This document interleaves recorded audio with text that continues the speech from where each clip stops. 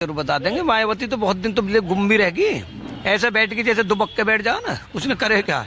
सपा में जो अखिलेश जी ने मेहनत भी कर रहा, भाग भी रहो, आ भी रहो, सुन भी रहे बराबर, बढ़िया ही सुनाया।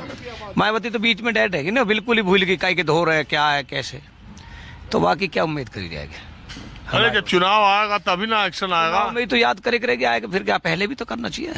अब जब उनका मन करे चुनाव खड़े हो जाओ, जब न कर रहा चुप लगा जाओ।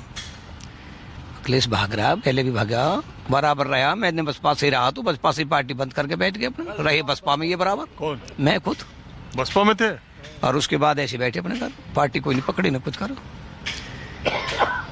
लेकिन बसपा के बाद क्यों बैठ गए फिर? वो बसपा में मामला खत्म होगा तो फिर हट गए सब। बीजेपी कहा गया था, उससे पहले बीजेपी में थे, तो बीजेपी के तो सरकार आ रही थी, तो उससे पहले थे बसपा से। जब बसपा आ गई ना उसमें आगे थे हम। बसपा बाद बीजेपी में नहीं गए। जब सतबीर गुजर हमारे चुनाव लड़ा तो उसके साथ मांगे, तो जब से बसपा में रहे बसपा से बंद हो गए। फिर उसके बाद जैसे तुम बताइए सुरेंद्र नागर जी की बात, उनके साथ तो हमेशा रहे, वो सपा में तो हम आगे, फिर हम उनसे अलग नहीं है।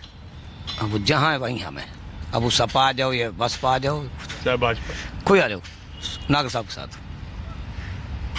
अपनी तो सोचिए। ये अखिलेश यादव जो नोएडा से शुरू कर रहे हैं, नोएडा में कह रहे हैं कि वो एक नए समीकरण को खड़ा करने, उनके एक पार्टी के नेता भी हैं राजकुमार भाटी जी, सुना बड़ी मेहनत कर रहे हैं इस इलाके में, तो इसका कोई इम्पैक्ट, कोई फर्क आप पड़ेगा?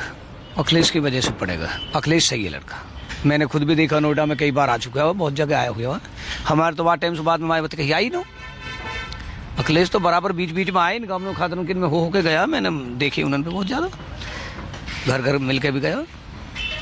मैं खुद अखिलेश से मिला हुआ जब नागर साहब के साथ गए थे लखनऊ, खुद ऐसे हाथ मिला के एक जगह बैठ के बात करी। नागर साहब